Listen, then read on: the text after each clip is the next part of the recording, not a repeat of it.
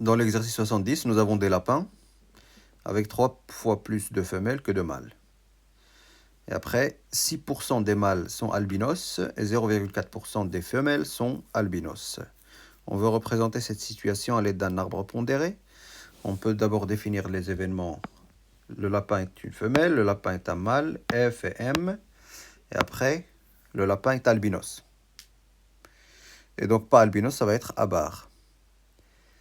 Alors, 3 fois plus de femelles que de mâles, donc ça veut dire on peut partager l'ensemble, ou bien le nombre de lapins, le nombre total, en 4 parties. 3 parties, c'est les femelles, et une partie, c'est les mâles. Donc les mâles, ça représente un quart de la population, et les femelles, les 3 quarts.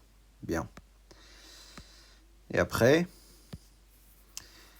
6% des mâles sont albinos. Donc 0,06 des mâles sont albinos. Et après là, c'est 1 moins 0,06. Après 0,4%, attention, ça s'écrit 0,004. On décale la virgule de 2, rang, toujours. Et donc là, c'est 1 moins 0,004, qui ne sont pas des femelles qui ne sont pas albinos. Qu'est-ce que j'ai dit voilà, 1 moins 0,004. Bien. Quelle est la probabilité pour qu'un lapin pris au hasard soit albinos? Ça veut dire P de A. Alors, j'ai deux chemins qui mènent vers A. C'est la formule des probabilités totales. Donc, c'est P de F inter A plus P de M inter A. Quand on vous dit de justifier, il faut écrire la phrase par la formule des probabilités totales.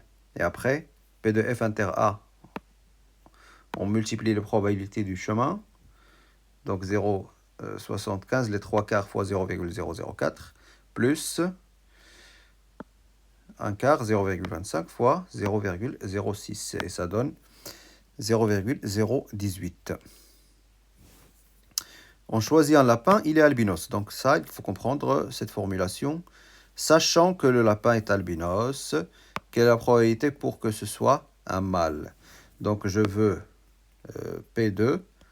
Alors déjà, sachant A, parce que il est albinos, on le sait, sachant qu'il est albinos, je veux la probabilité que ce soit un mâle. On n'a pas cette probabilité dans l'arbre là. Ce que l'on a, c'est P de A sachant M. P de A sachant M, on l'a ici. Mais on n'a pas P de M sachant A.